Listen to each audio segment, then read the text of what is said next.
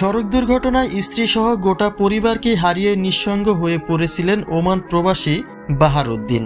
বলতে গেলে হৃদয় বিদারক যন্ত্রণার সঙ্গে চোখের জলেই দিনগুলি কাটছিল তার।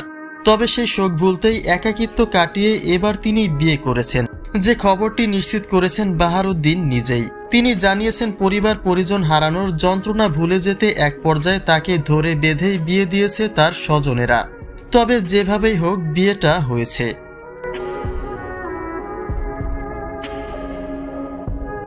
বাহারউদ্দিনের বিয়ের খবর আরও আগেই প্রকাশ হয়েছিল সামাজিক যোগাযোগ মাধ্যমে।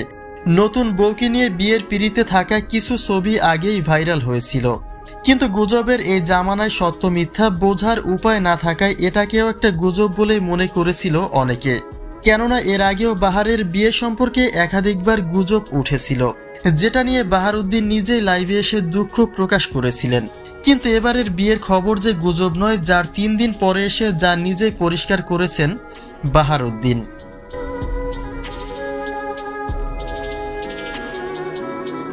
বাহার তার ফেসবুকে লম্বা একটা স্ট্যাটাসের মাধ্যমে তার এই নতুন জীবনের জন্য সকলের কাছে দোয়া চেয়েছেন।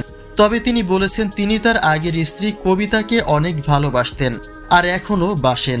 তবে পরিবার হারানোর যন্ত্রণা যেন জীবনটাকে থামিয়ে না দেয়, যে চিন্তা করে স্বজনদের বিশেষ অনুরোধে চলতি মাসের গেল 17 তারিখে বিয়ে করেছেন বাহারউদ্দিন।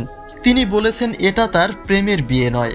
গত 7-8 দিন আগে প্রথমবার তার এই দ্বিতীয় স্ত্রীকে তিনি দেখতে গিয়েছেন এবং পরিশেষে গেল শুক্রবারে বিয়ের কাজ সম্পন্ন করেছেন।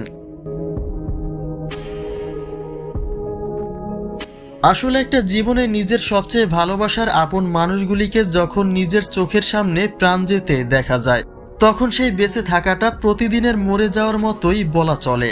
কত স্বপ্ন আর আশা নিয়ে দেশে ফিরেছিলেন বাহারউদ্দিন, কিন্তু সেই স্বপ্ন তার রয়ে গেল সড়ক পথেই।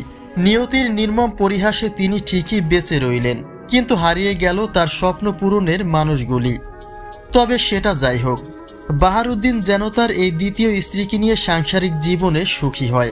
সকলে তার জন্য দোয়া করবেন।